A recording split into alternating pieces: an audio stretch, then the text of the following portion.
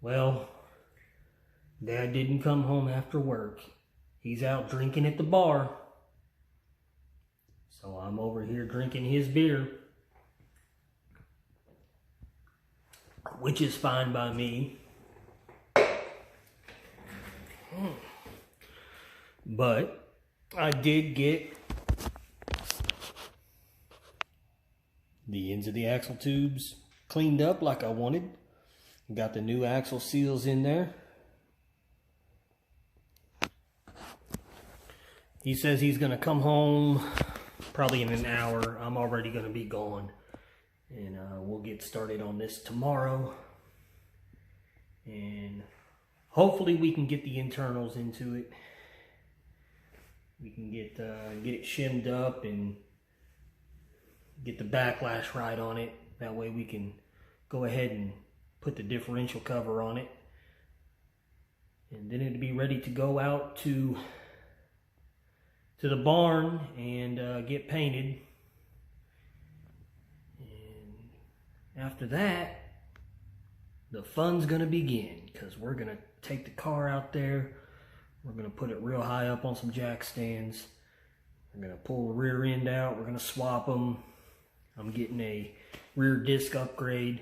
I've got, I've got matching calipers and rotors for the front, drilled slotted rotors, red powder coated calipers.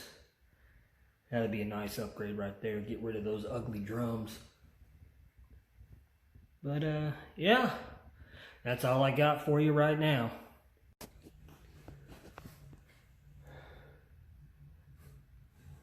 Came back over to Dad's.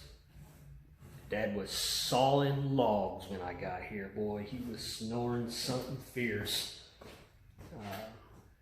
But after he woke up, we got the old races out of the front and rear pinion bearing. And we got the new races in.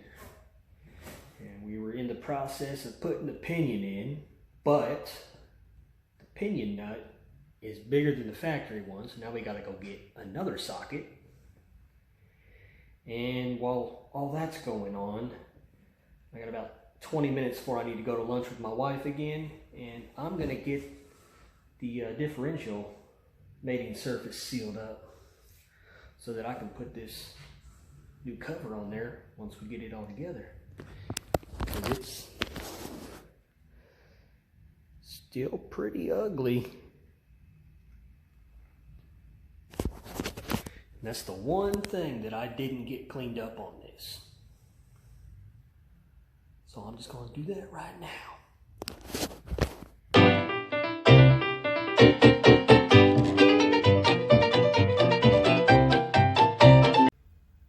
Okay, got that all cleaned up. It's looking pretty good. Give y'all a little peek at it.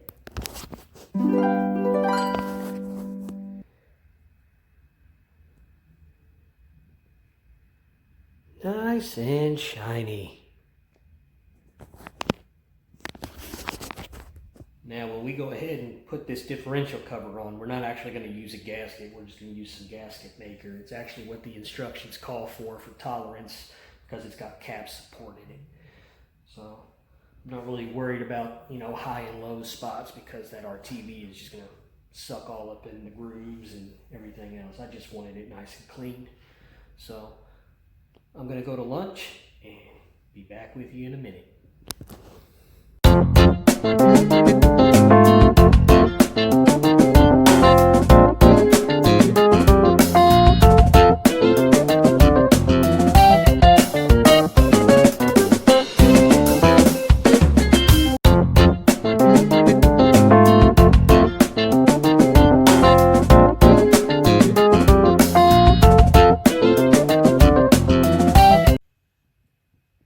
Alright, it's about 1:45.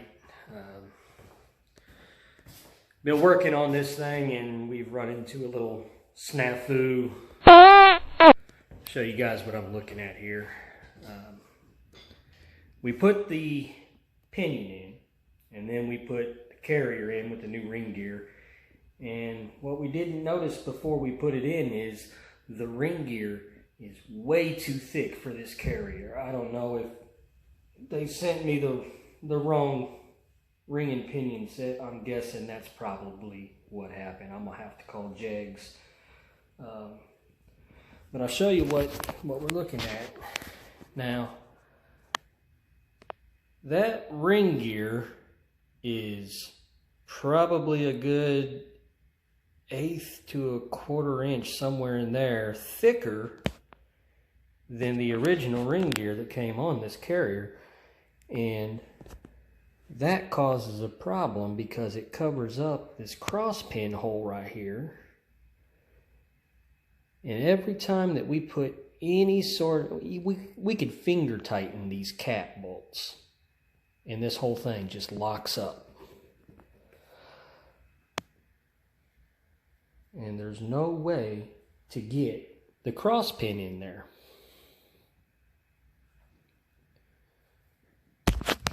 So that's the problem that we're having right now.